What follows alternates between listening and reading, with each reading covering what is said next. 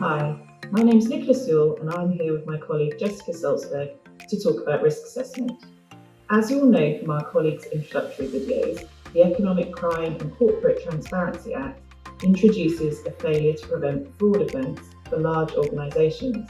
Organisations and nominated risk owners need to undertake risk assessments to consider how each of the underlying elements might arise in practice. This may involve building on existing risk assessments, or you may need to start from scratch.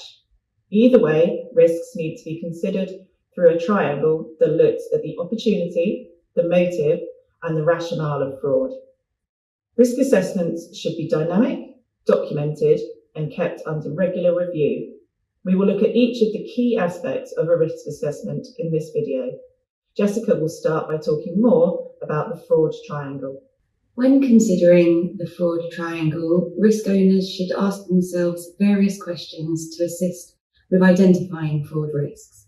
When evaluating opportunity, think about whether an associated person has the opportunity to commit fraud, which departments have the greatest opportunities to commit fraud, and do any of your associated persons operate with limited oversight. When evaluating motive, consider whether the internal reward system incentivises fraud. Do time pressures incentivise staff to cut corners? And does the company culture disincentivise whistleblowing? Finally, on rationalisation, is the company culture quietly tolerant of fraud?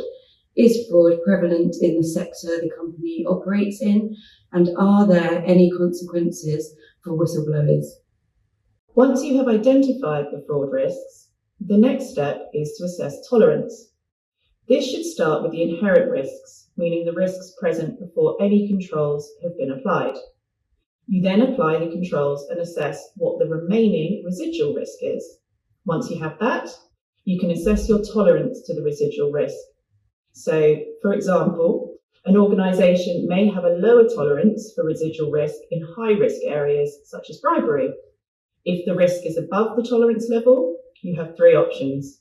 You can treat the risk by revising your controls, you can transfer the risk by using insurance, or you can terminate the activity that gives rise to the risk.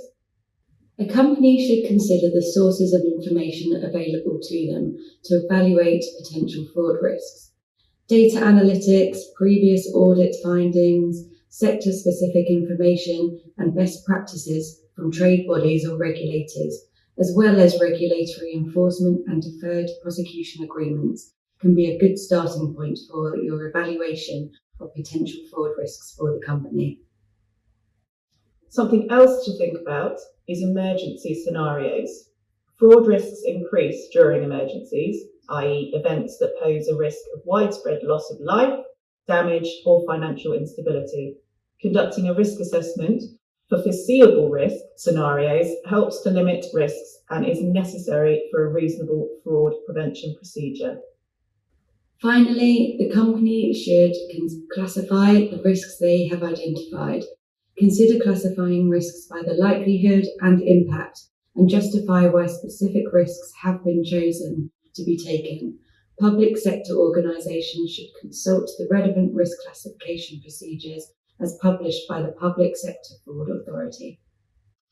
So, in summary, it is imperative to keep any risk assessment measures under review, usually every 2 years. External factors such as regulation changes can expedite the need for a review. Amendments should be made to risk typologies as experience is gained. As we have discussed, nominated risk owners should consider factors related to the fraud triangle, being opportunity, motive, and rationalisation. You should also ensure that risk assessments factor in inherent risks and the increased risk apparent during emergency scenarios. If you have any questions arising from this video, or more generally from the failure to prevent fraud offence, please do get in contact.